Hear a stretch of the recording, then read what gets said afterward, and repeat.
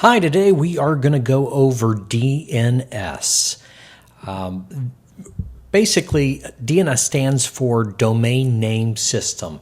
It is like the Internet's phone book, and just translating human-friendly domain names like Google.com into an IP address such as 142.251.16.100.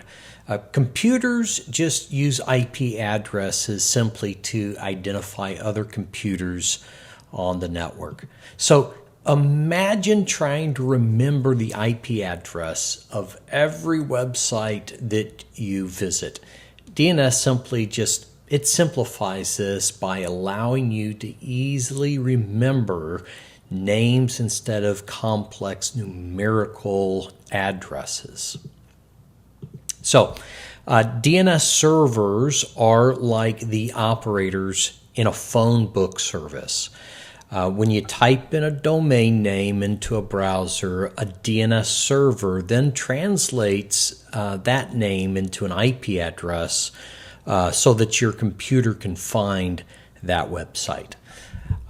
So when you enter a domain name, your computer, it's going to send a query to a DNS server. The server is going to go ahead and look up the IP address associated with that domain name, and then it's going to return it to your computer. There are several types of DNS servers, including recursive resolvers, root name servers, TLD or top-level domain servers, and then you have authoritative name servers. Each plays a specific role into the DNS lookup process. So domain names. Domain names are the human-readable addresses of websites. They're structured in a hierarchy manner with different levels separated by dots. So example, www.example.com. IP addresses are they're numerical labels assigned to each device connected to a computer network. They serve primarily two functions: identifying the host and providing the location of the host in the network. And 3, DNS records. DNS records are entries in a DNS database that provide information about a domain, including its associated IP address, mail servers, and other services. To the right, I took a domain name that I own, and I thought that I'd break this down to you a little bit. So A records, or address records, are a fundamental part of the domain name system. They map a domain name by its corresponding IPv4 IP address, allowing users to access websites using human-readable names instead of numerical IP addresses. For an example, when you type in cybermailscan.com into your browser, there's going to be an A record that translates that domain into an IP address of 173.231.55.170. I wish I would have shown a quad A record or an AAAA record. So an A record technically is for IPv4 addresses, but you can also have a quad A record, which is going to handle those IPv6 IP addresses. Then we have MX, or Mail Exchange Record, which is a type of DNS record that simply specifies the mail server responsible for receiving email messages on behalf of a domain name. So essentially, it directs email traffic to the correct mail server. And here's how it works.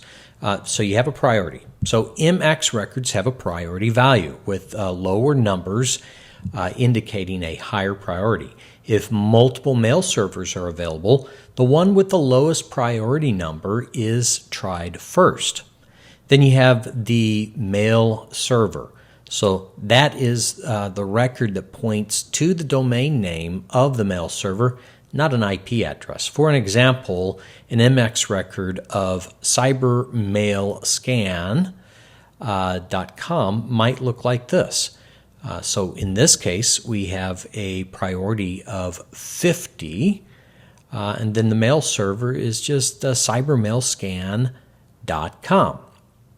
So this setup ensures that emails sent to user at cybermailscan are routed to the mail server specified in the MX record. And in this case, cybermailscan.com, this also has an A record of 173.231.55.170. So in a NS, or a name server record, that's simply a type of DNS record that specifies the authoritative name servers for a particular domain name. These name servers are responsible for answering queries about the domain name's records. Essentially, it's directing traffic to the correct servers. So here's a breakdown of how NS records work. So you have a authoritative name server. So NS records, they list the servers that hold the authoritative DNS information for a domain name. And these servers respond to DNS queries within the correct IP address and other DNS records. Then you also have delegation or NS records that are used to delegate a subdomain to different name servers. For an example, if you have a subdomain of mail.cybermailscan.com, you can use NS records to point to different name servers other than cybermailscan.com. In this case, cybermailscan.com has 4 authoritative name servers, ns-1690.awsdns-19.co.uk is just one of the examples, and there's 3 others. Then we have text records, right? So text records store arbitrary text information about a domain. They can enhance security, provide validation services to prove ownership. And here in this example, you're going to see DKIM text records, which provides a public key used to validate that an email was sent by an authorized domain.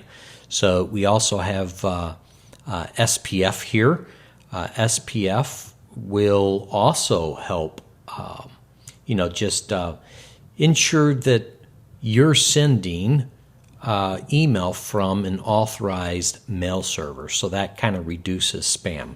SPF, that's short for Sender Policy Framework, and again, it's just used to identify authorized mail servers. It used to be very, very effective, but now with the reliance of O365 and Google Mail Services or mail services using software as a service, it's less effective because more and more people are sharing the same mail servers and infrastructure. I also highlighted 300 here. That's the TTL, or time to live. That is important when we're talking about DNS caching. If you have a record that doesn't change often, you're going to want to keep that number to be a little bit higher. For an example, if you have a cluster or load balance server, then you're going to want that a little bit lower. So records can be updated quicker, and those cached records are short-lived in case there's some sort of outage and you're going to have to change some type of server on the fly because of some type of outage. And then here is something very interesting. Text records used to contain larger chunks of data, but hackers use this creatively.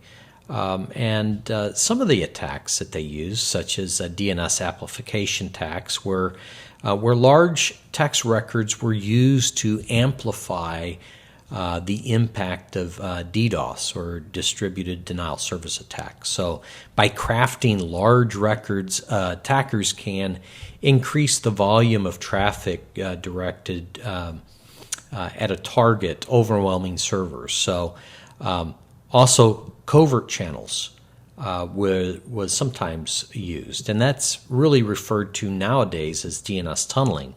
But really what that does is allows attackers to encode and transmit data through DNS queries and responses, just creating some sort of hidden communication channel. So that was used quite a bit. This method can also be used for other malicious activities, such as sending data exfiltration or establishing command and control channels. Now DNS server text records are chunked into individual records, typically not exceeding 255 characters. I don't know if this really helps much, because it's easy to concatenate multiple records into a single record. So there's always ways around that. And then here, CNAMEs. CNAMEs, or canonical name record, is a type of DNS record that maps an alias name to a true or canonical domain name. So this allows multiple domain names to point to the same IP address without needing to create separate A records for each alias. Here we have an alias of mta-sts.cybermailscan.com, which is the alias, and it's pointing to the true domain name or canonical name. And then we really can't start talking about how threat actors use DNS until we learn about cyber kill chain. Cyber kill chain is a model used to describe different stages of a cyber attack, from early recon to the final actions or objectives. So here's a detailed look at each step with examples. So one is recon. So this is the initial phase involving gathering of information about the target. Attackers might scan for network vulnerabilities or use social engineering to collect credentials. For instance, they might use phishing attacks to trick employees into revealing passwords, or employ some type of network scanning tools to identify open ports. Then we have weaponization, and in this stage, attackers create malware targeted to the different vulnerabilities within the target. The hacker might develop a payload to exploit a specific security weakness, or configure a ransomware attack, for an example. This could include modifying a Trojan horse to bypass network defenses, or crafting a zero-day exploit against a known software vulnerability. And then delivery, right? So number 3, this is where the weaponized tool is transmitted to the target. This could be through email attachments, compromised websites, or direct network intrusion. Examples include sender spear phishing emails with malicious attachments, or using a watering hole attack to compromise a commonly visited site by a target's employees. And number 4, exploitation. So upon successful delivery, the exploitation phase includes activating the malware. So this could mean executing code that takes advantage of a security hole, or tricking a user into enabling macros in a document. For example, an attacker might use an SQL injection to gain database access or convince a user to install some type of backdoor under the guise of a software update. Installation after exploitation, the malware installs itself into a system, establishing some sort of persistence. This could involve setting up a remote access tool or creating a network backdoor. Examples include keyloggers or some sort of rootkit. So a keylogger will record your keystrokes. Really, persistence is important. So, if something does happen to one of their machines that they're pivoting on, they can get that access back in a nutshell. Number 6 is command and control, or C2. In this stage, the malware establishes a link to an external server, allowing attackers to control the compromised system remotely.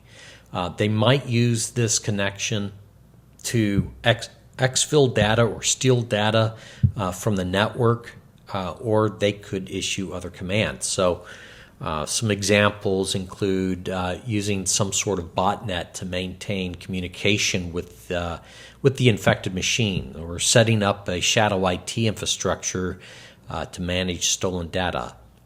7, actions and objectives. The final step here is where attackers achieve their end goals, which could range from data theft or disrupting services. They might exfil sensitive information, encrypt files for ransom, or use compromised systems to enhance their attacks. Examples included here could be transferring confidential data to an external server and then launching a distributed denial service attack using the compromised network. So understanding these steps here will help organizations develop strategies to detect, prevent, and respond to cyber threats effectively.